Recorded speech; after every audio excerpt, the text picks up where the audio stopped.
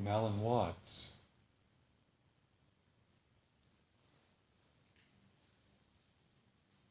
You realize that you live in, that you indeed, you are this moment now and no other.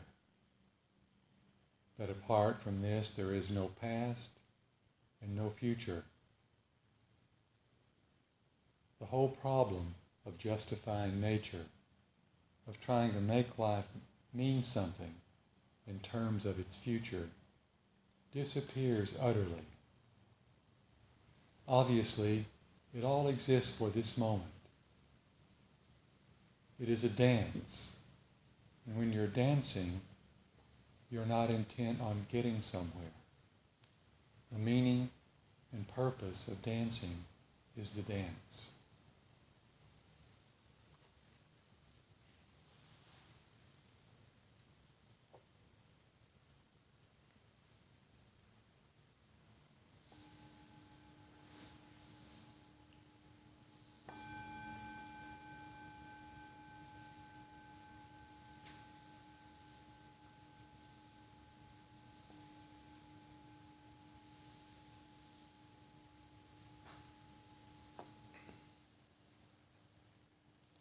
So, why Dharma talks?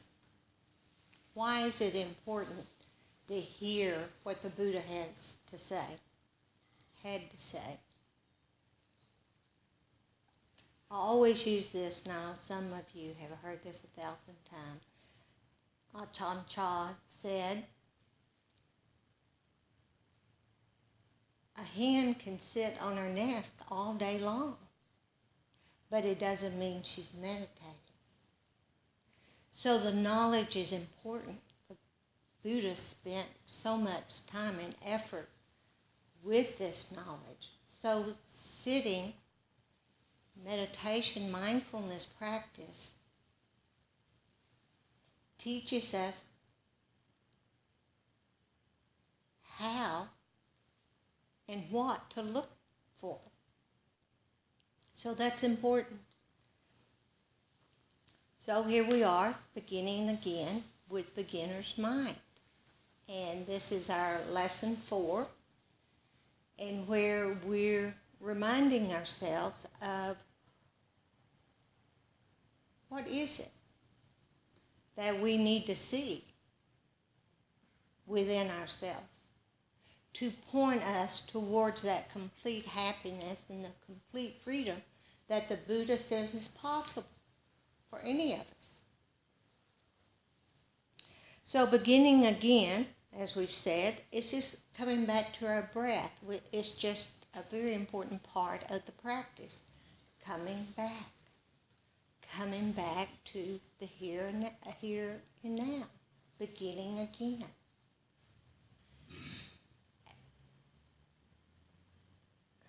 And coming back to our body, the body where all the wisdom rises or abides, or when we're doing our formal practice and our breath leaves, our attention leaves the sensation of the breath, we begin again. So the whole practice in its entirety, beginning again, is very, very important, and it's how we begin again. And beginner's mind. If we think we know, there is no way we will be open to the truth whenever it comes. And you know as well as I know that truth arises all the time throughout our lives, not just when we're sitting in a formal posture of meditating. So that openness to all possibilities, you don't want to miss anything. You want to have a full life, all of it. And then we talked about, and these are kind of little doing some groundwork of getting us ready to go into some actually techniques, ways, skillful means. But another was to caution not to make this path a religion or dogmatic. Thank goodness. I mean, we have made there is Buddhism as a religion, but it doesn't have to be. And there's many, many, many people who feel like Buddha's intent, well, he says it in the suttas. Don't take anybody's word for it. Trust yourself. See for yourself. And so in this process, sometimes we try to apply what we've learned in reaching other goals to the meditation practice, and it doesn't work. It never will work because it's an opening. It's a letting go. And so we learn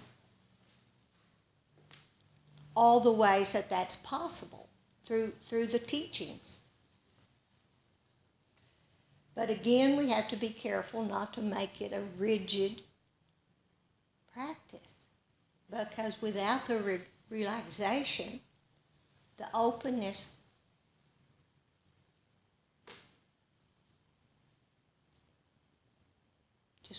it just doesn't work.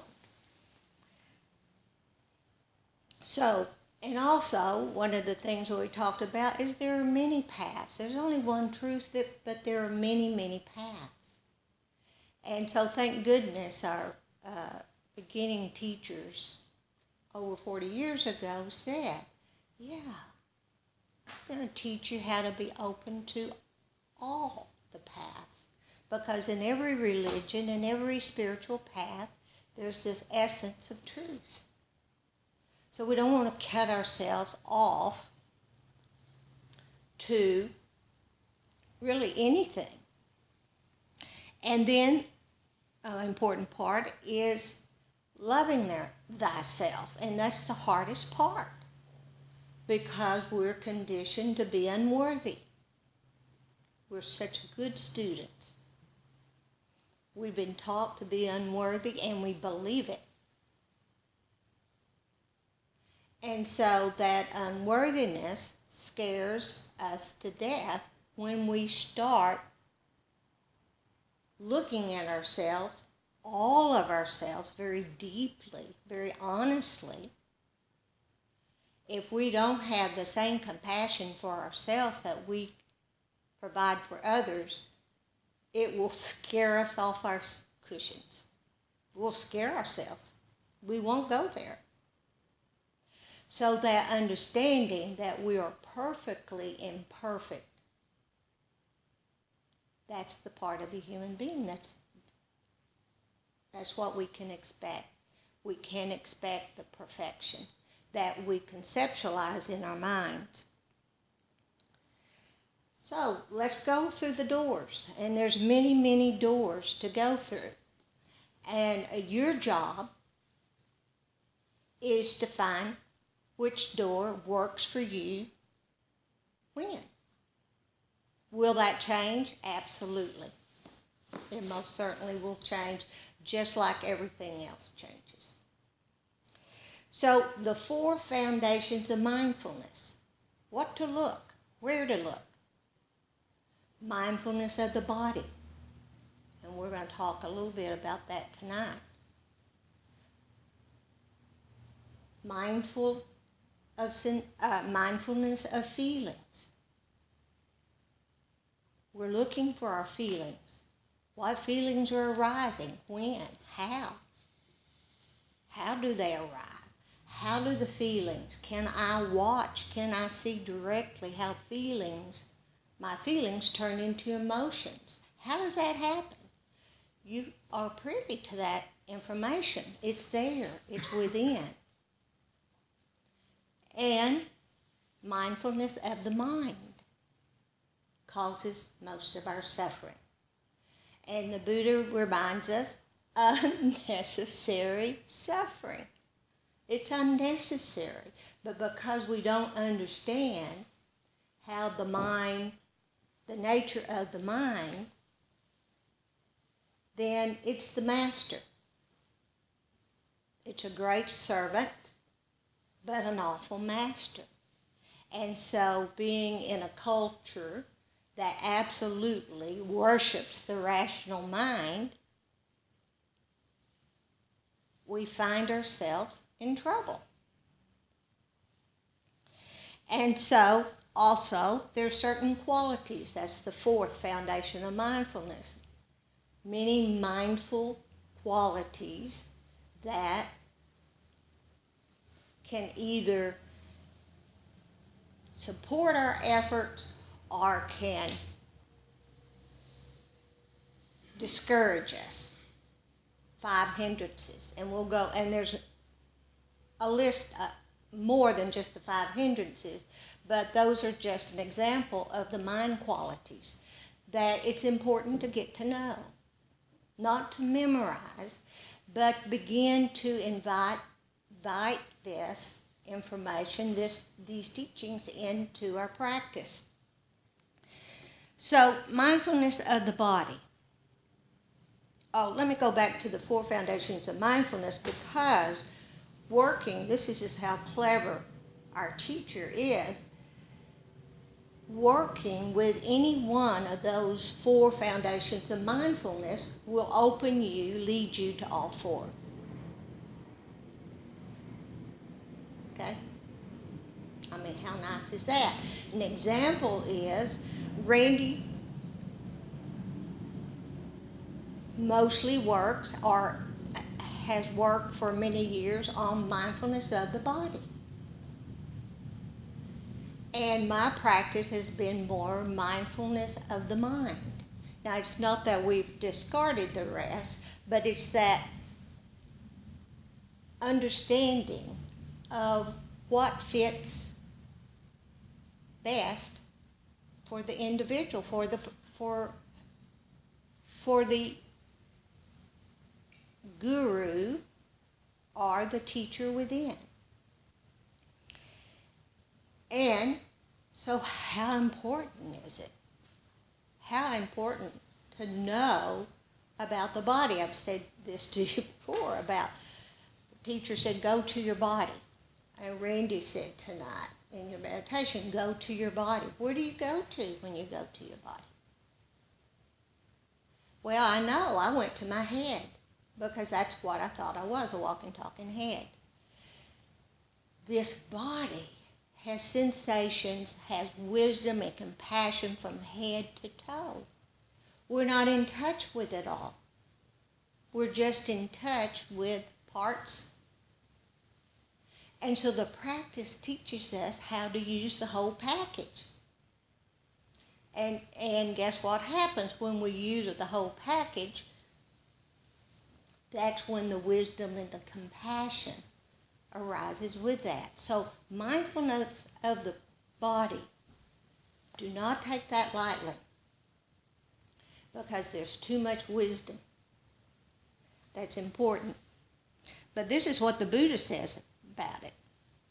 He says, one thing, if developed and cultivated, leads to a strong sense of urgency, to great benefit, to great security from bondage, to mindfulness and clear comprehension, to the attainment of vision and knowledge, to a pleasant dwelling in this very life, to the realization of the fruit of knowledge and liberation. And what is that one thing? It's the mindfulness directed to the body. So that's what we're going to do. We're going to spend a lot of time on mindfulness of the body, because you can see how important it is. And it's all here. It's all here with us, and we can carry it wherever we go. So that wisdom, once we open to it, it's already there. Once we open to it, then there we are. We always have that wisdom with us.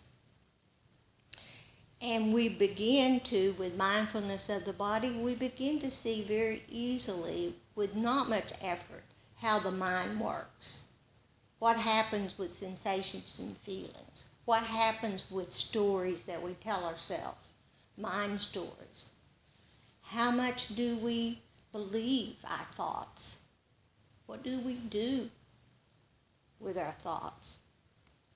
Buddhadasa, who was a teacher that many of our teachers sat with, said, do not do anything that takes you out of your body. Randy always says to me, teach through your body. I had to learn that. I had to learn that. Teach through my body. Be in my body as I live. This perspective, instead of thinking it's out here, it's a whole different perception. Because we begin to realize how often our center of attention and gravity we project in front of us. And so that's why it's so important. Randy uses this. Randy's my teacher, so I'm just using his example. He says, body on the cushion, mind in the body. So there you go. If that sounds good for you, that if you think that will work on it, will help you, use it. Apply it.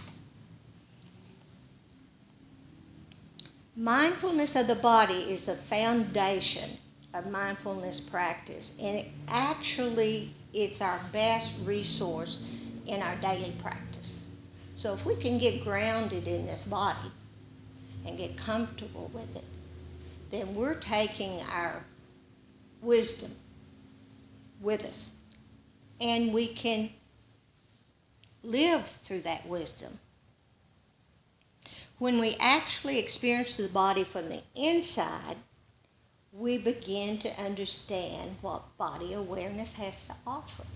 But it's going to take the right kind of effort. And you begin to see quite clearly, experientially for yourself, the body is a process. It's not a thing. It's full of processes. And it holds the container of everything we need to open to ourselves. So the scanning, that's another useful tool of scanning the body. Now you can scan the body as part of your meditation, or you can scan your body before you start meditating, or come up with your own ideas.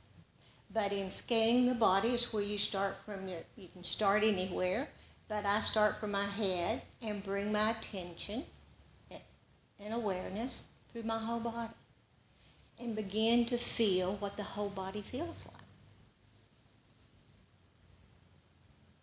And that's important. You can do that anytime. Scan your body anytime. Waiting at a red light. Don't close your eyes. Another is when you're thinking, when you're reminding yourself, when you're beginning again and reminding yourself to go to your body, go to the strongest sensation you feel within. And sometimes it's your hands. Sometimes it can be in the belly area. It doesn't matter. You find it. But going to the strongest sensation it's helpful, useful. So that's another way you can remind yourself.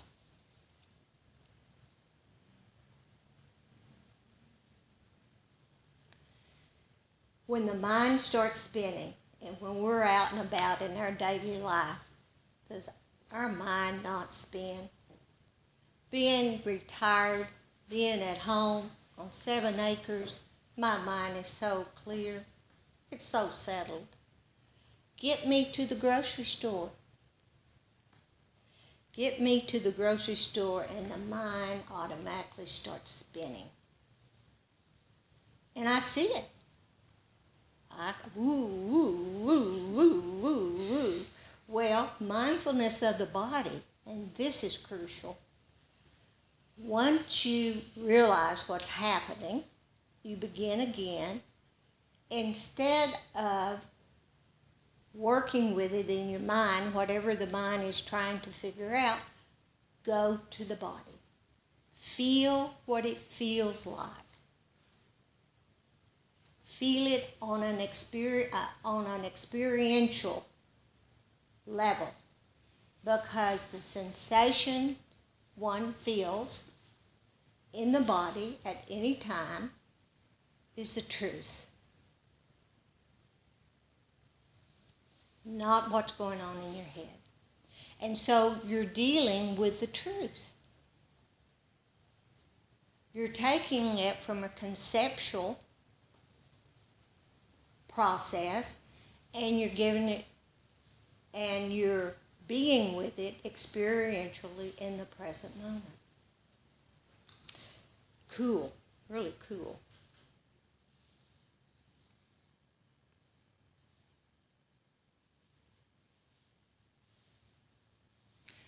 So, the truth of the body. And we will continue to work with how important, and use some more ideas, and you may have some that you've worked with too. Thing about skillful means is if we don't know ourselves and we don't begin to understand ourselves, then we can't rely on ourselves. So that's why opening to ourselves, being with ourselves, learning about ourselves is crucial. All of it, the good, the bad, and the ugly. And so we will continue this with more depth. And maybe I can ask you, use something this week. Let's set an intention as a sangha. Let's say, okay, I'm going to practice. You don't have to if you don't want to, but if you want to, use the practice of how are we coming back into our bodies. And of course, the breath, we work with the breath. That's understood. Sometimes that's enough. When you're sitting somewhere, or there's no such thing as waiting, but if you think you're waiting, it's a perfect time. Go to your body. Notice every time you're out of your body, and notice when you're in your body. And then what happens quite naturally is we're living through our body. That we can trust. Absolutely. Randy, anything you want to say? No, I'm just talking about staying in your body, mindfulness of the body. I noticed that sometimes when I'm meditating, and you may have noticed sometimes you maybe feel like there's a struggle going on. Anybody feel like you might be struggling a little bit? Well, when you talked about rigidity and not being rigid, that to me, when I notice a struggle, then I'm being rigid. There's some kind of expectation that I'm having with regard to the meditation practice. So I'm unwilling to accommodate my experience, and rather I struggle with it. So that's part of that being rigid, setting myself up with some idea of how I think I should be, or how that I should be calm, or my mind should be relaxed, or I should feel a certain way. So noticing that, and that's the rigidity, I think. So we're learning to accommodate rather than fight with what's arising within. And so when we're in our bodies, we can, if we're really truthful from head to toe, we can notice areas where there's numbness or tightness. We can notice where the areas that are very pleasant. in our bodies. We can notice that how it's all moving and changing all the time. We can also notice when we're setting ourselves up for some expectation of how we think it should be other than it is. If the mind's busy, just notice that. What does busy mind feel like? If the mind is worried, what does worried mind feel like? You can, all those feelings and emotions express themselves in your body. We can learn to live our lives in the present moment through our bodies. That's why when Anita was saying there's a Tibetan teacher named Mingyur Rinpoche, and he, a couple of months ago, I heard him give this talk, and in that one simple thing, he said, my dad taught me when I was a little boy. He said, Mingyur, body on cushion, mind in the body. Real simple, but so it's been sort of a little reminder. It's helpful to me throughout the day in your body. So hard for me to do, I suppose, most people, because we think our minds are out here somewhere.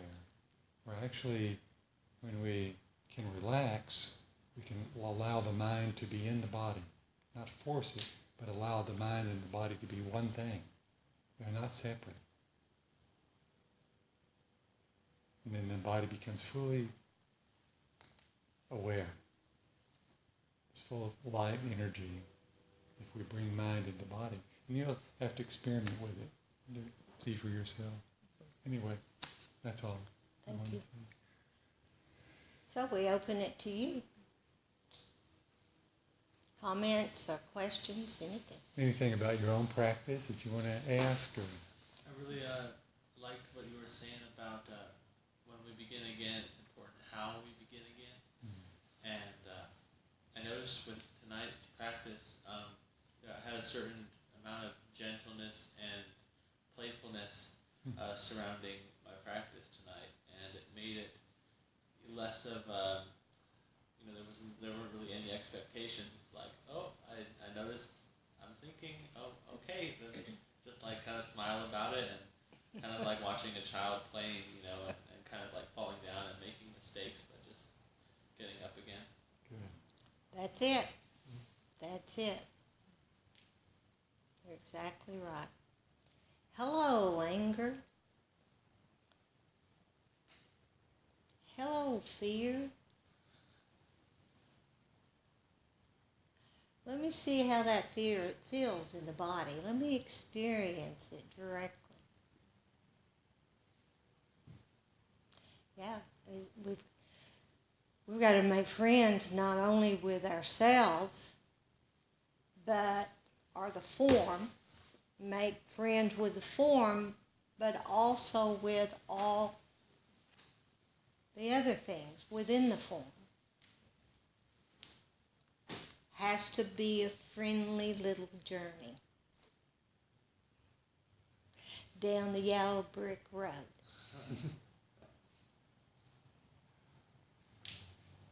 Anyone else?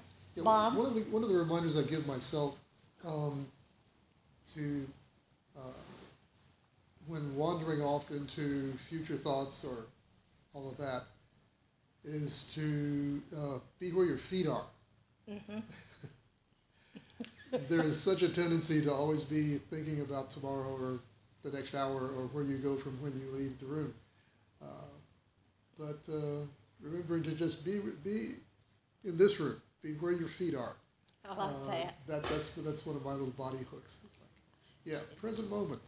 Did everyone hear that? None of that stuff's happening. None of that other stuff is happening now. What's happening is right there. That's where the truth is. And that's only where the truth is. When we're not in the here and now, we're making it up. We're just making it up.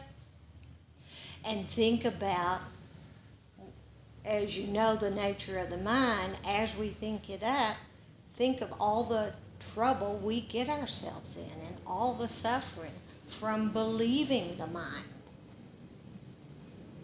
And it's not that it's not useful. But oh my,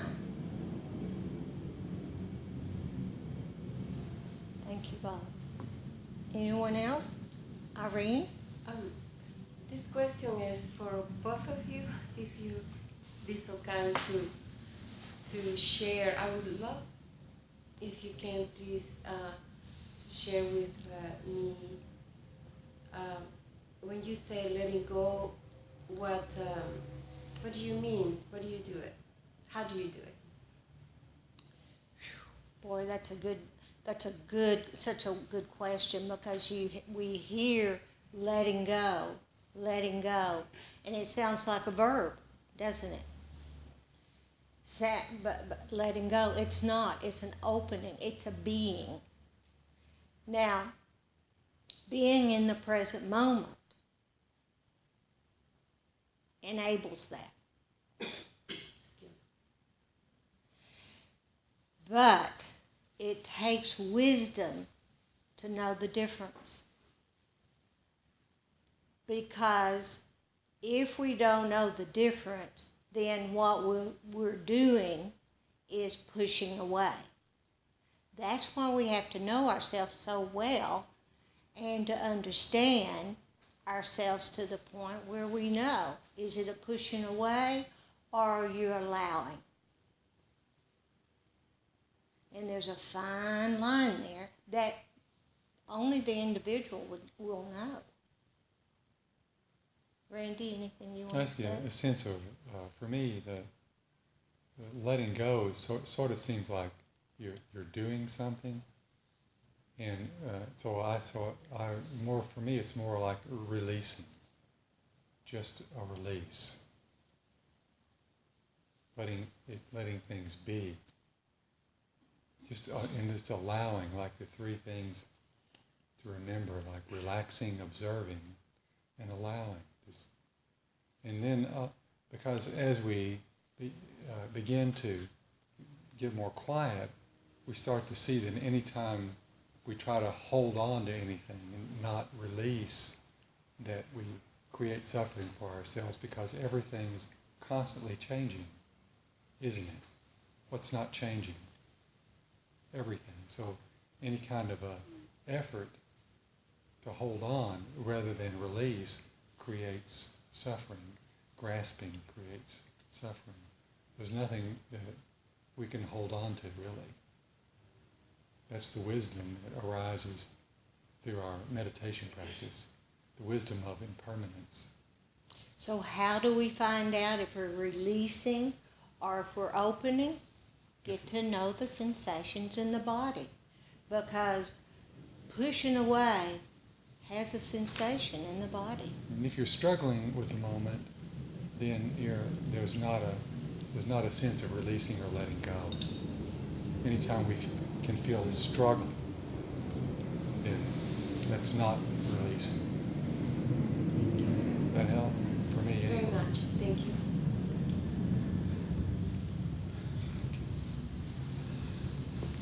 Anyone else?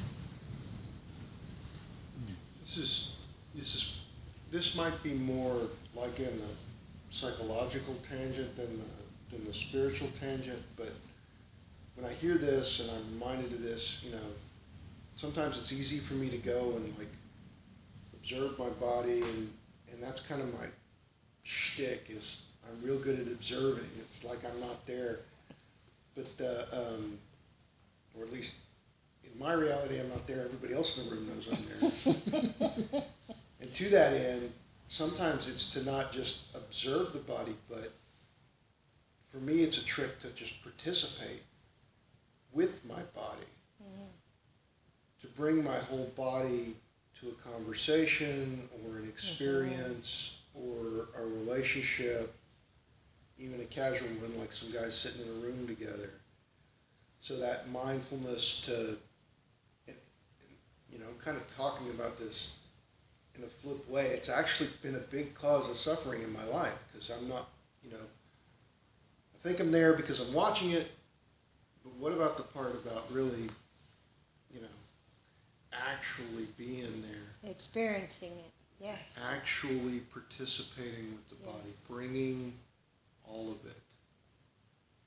So that's one of the things I get from the reminder to be mindful. Well, because we don't think we can live our lives through the mindfulness of the body. But that's where life can be lived fully. That's where life can only be lived fully. Well, just the sutta that you read, from the Anguttara Nikaya. I mean, that's enough.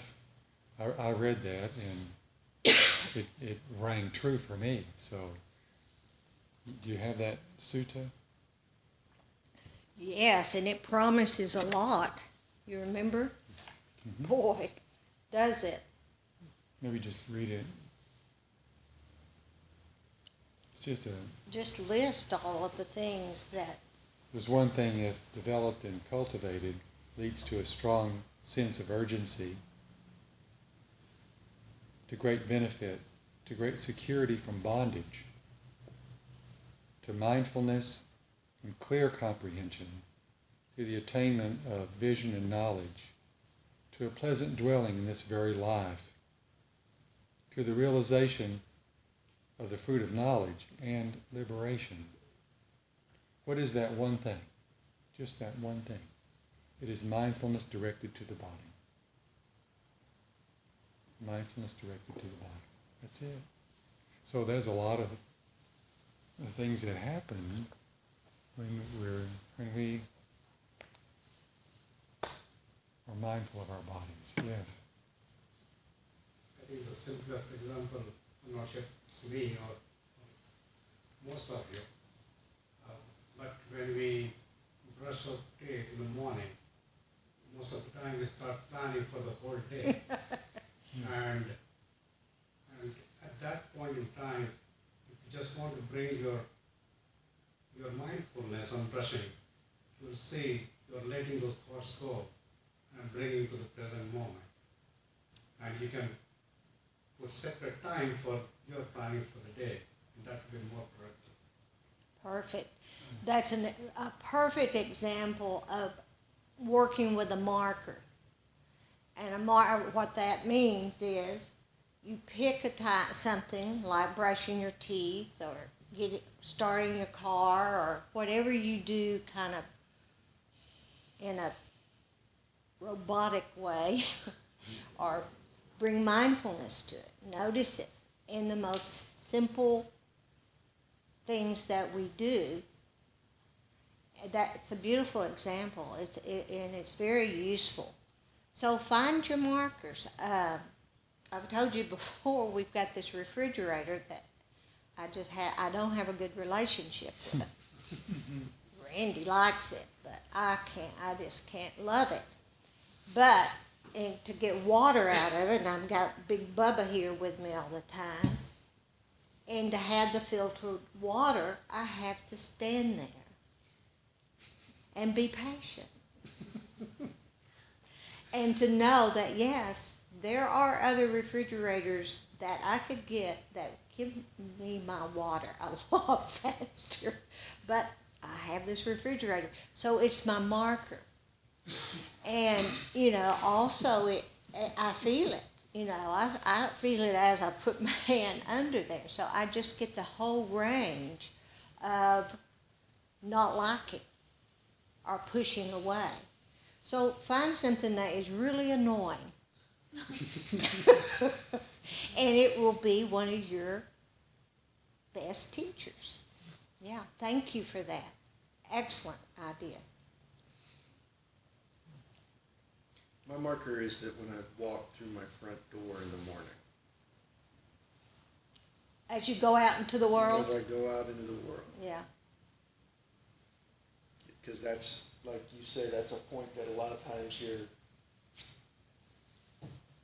zipping because you're off to do whatever it is you're going to do. Yeah. Well, and you start with one marker, then add another marker, and then another marker. There's all kinds of things in my life that I push against, So I'm going to add myself another marker. I'll let you know what it is. Anyone else?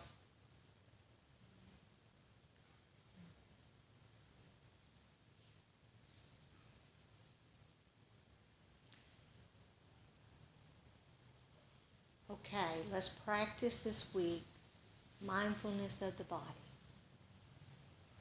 And let me sing you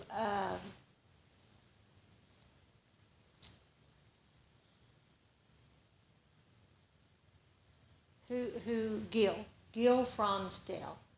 He's got a wonderful website, and really I'm taking most of the information I'm saying to you from that website. He really zeroes in on mindfulness of the body. So I'll send that link to you. And if you want to continue to kind of work on mindfulness of the body, but we'll talk more about that next week. So we'll conclude our meditation with a metta, loving kindness practice tonight. And we'll begin with just listening to some sounds from Bob's steel drum.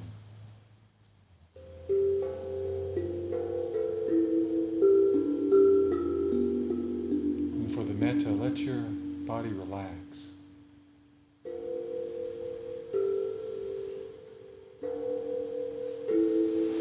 Just hearing the sounds.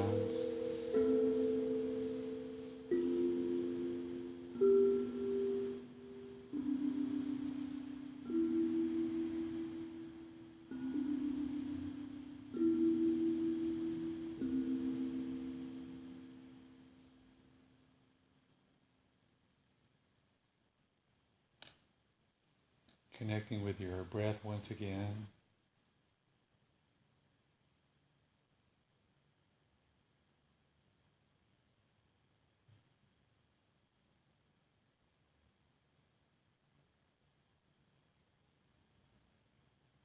Can we fully accommodate what's here right now?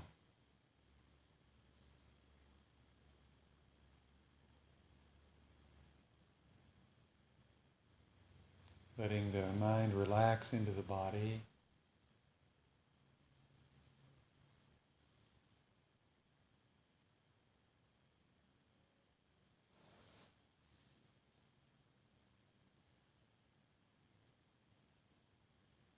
Bringing loving awareness to whatever it is we're noticing.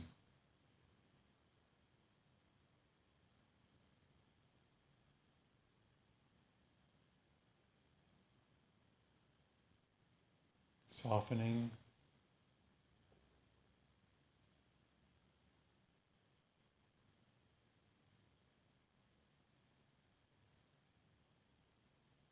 What other choice do we have, really?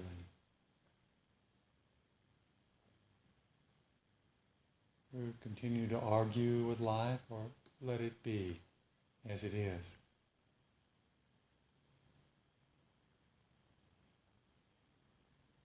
Bringing loving kindness to this body, this form.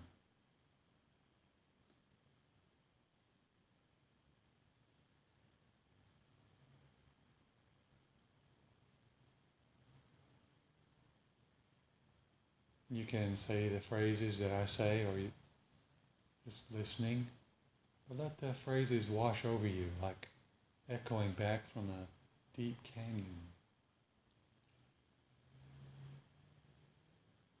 May I feel safe.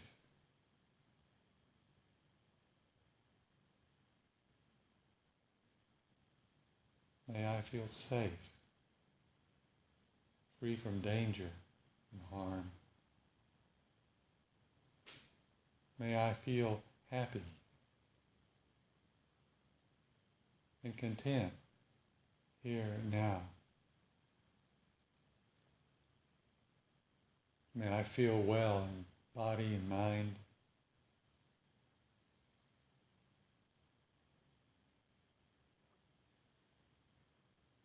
May my heart and mind rest with ease.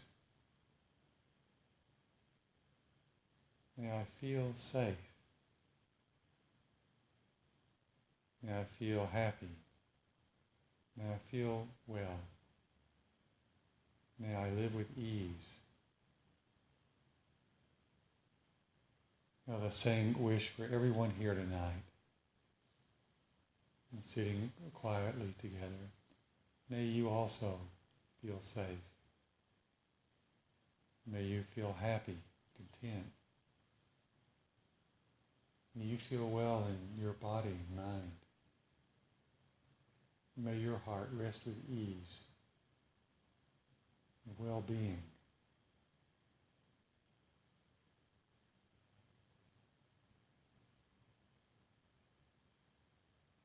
And opening all the doors and windows of the heart, the boundless heart, now to include all beings everywhere. Your family, friends, maybe even your pets.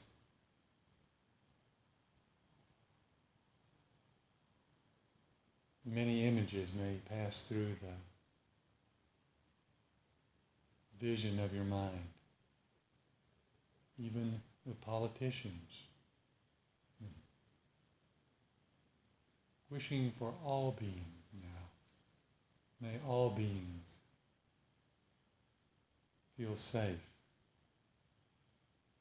May all beings feel happy.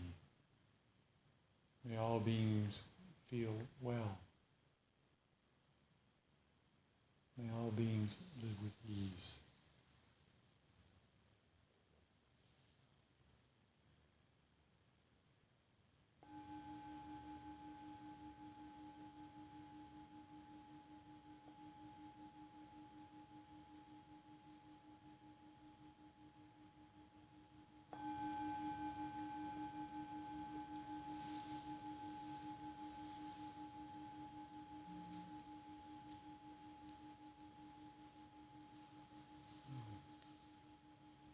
Thank you all for being here. It's so nice to have a Sangha to support what it is that we're doing, support our awakening.